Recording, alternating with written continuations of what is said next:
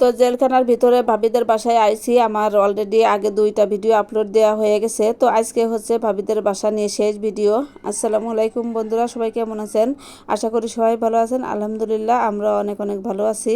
তো এই যে আমরা কয়েকজন মিলে ভাবিদের বাসায় আসছিলাম। ভাবিদের বাসায় যেদিন আইছি ওই দিনের ভিডিও আপনাদের দেখাইছি, যেদিন খাওয়া দাওয়া নাস্তা করেছি, যে মুহূর্ত সেই মুহূর্তটা আপনাদের কাছে আর একদিন ভিডিও শেয়ার করেছি। আর আজকে ভাবি আমাদেরকে তার বাসার চারিপাশটা ঘুরে দেখাচ্ছে, সেইগুলোই আপনারা দেখতে পাবেন। তো কত সুন্দর সুন্দর জিনিস আমরা দেখলাম, সবগুলোই দেখতে হলে আমাদের সাথেই থাকুন। এটা হচ্ছে জেলখানার ভিতরের অংশ। তো প্রথম যে ভিডিওটুকু আপনারা দেখতে পেলেন ওই অংশটুকু হচ্ছে জেলখানার একদম মেন গেট। আর এই পাশটা দেখেন জেলখানার মসজিদ। আর জেলখানার ভিতরে কয়েকদিকের জন্য যে রান্না ঠান্না করা হয় তার জন্য এই খড়ির ব্যবস্থা। তো এই লাকড়িগুলো করা হবে। এখানে বড় বড় কাঠ এনে রাখা হয়েছে, এখানে মেপে আবার চলা করে কাঠগুলো এখানেই সব কিছুর ব্যবস্থা করা আছে। তো এর জন্য বাইরে যাওয়া লাগে না। আবার সামনে দেখলাম যে পুকুরও আছে, সবজি চাষ করা হয়, সব রকম ব্যবস্থাই আছে। এখানে দেখেন বড় ট্যাঙ্কি বসে পানির ব্যবস্থা করা আছে।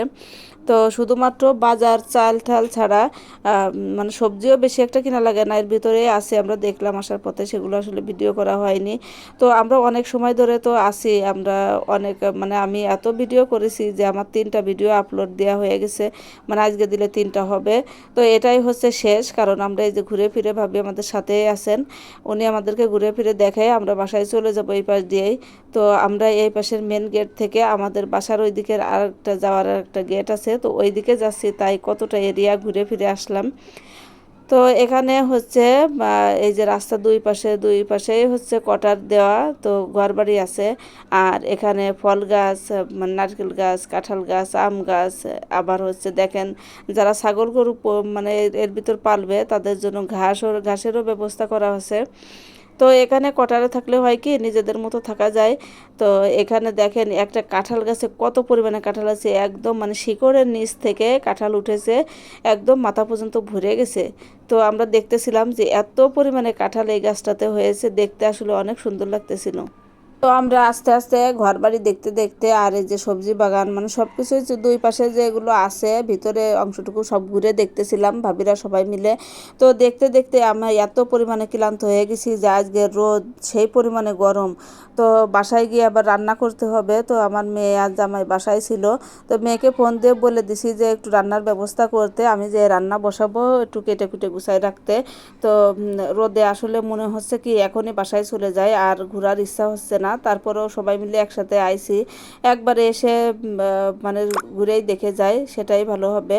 তো এদিকে আমার ছেলেও কিন্তু খুবই রোদে গরমে হাঁপাই গেছে, ও হাঁটতে পারছে না। অনেক দূর পর্যন্ত আমরা হাঁটেছি, আর আমারও পায়ের যে সমস্যা, ওকে কোলে নিয়ে হাঁটা সম্ভব হচ্ছে না। বারবার আমাকে বলতেছে মা আমি ঘেমে গেছি, আমার গায়ে হাত দিয়ে দেখো, আমার অনেক কষ্ট হচ্ছে, হাঁটতে পারছে না, এই করতেছে। তো আমার খুব মায়া লাগতেছিল, ভাবিদের বললাম যে বাচ্চাদের নিয়ে আর এরকম গরমে ঘোরাঘুরি করা ঠিক হবে না, চলেন সবাই বাসায় চলে যায়। তো আমরা বাসার দিকেই যাচ্ছিলাম। তো এখনও কিন্তু আমরা জেলখানার এরিয়ার ভিতরেই আছি, এখনও গেট পার হয়নি। তো এখান থেকে আবার ঘুরে ফিরে এসে সামনে আবার ভাবিদের বাসা। তো ভাবি আবার হাত দিয়ে দেখাচ্ছিল যে ওই সামনে যে ভাবিদের বাসা। তো এখানে গরমে আর সবাই ক্লান্ত হয়ে পড়েছে, পানির খাওয়ার জন্য এসেছি। তো একটু গাছের নিচে দাঁড়ালাম ছায়ায়। আর এখানে সবাই বাচ্চারা সবাই পানি খাবে, পানি খাওয়ার পর আমরা চলে যাব আমাদের বাসার দিকে।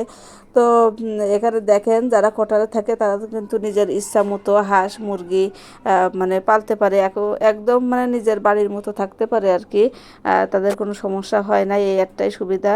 আর যার যার বাড়ির সামনে সেই কিন্তু সুন্দর করে সবজি লাগাই দিছে, লাগাই আবার ঘিরে দিছে। তো এর তো আমরা এখন জেলখানার বাউন্ডারি মানে জেলখানার ভিতর পার হয়ে বাইরে চলে যাব। তো আজকের ভিডিওটি দেখে আপনাদের কেমন লাগলো সবাই কমেন্টসে জানাবেন। আর এর তো যাওয়ার পথেই সামনে পড়লো টুপ করে একটা আম, আর আমটা ভাবি যে ধরলো, আর বাচ্চারা দেখেন সবাই তাকায় আছে আর কখন আম পড়বে। তো সবাইকে ধন্যবাদ, আল্লাহ হাফেজ।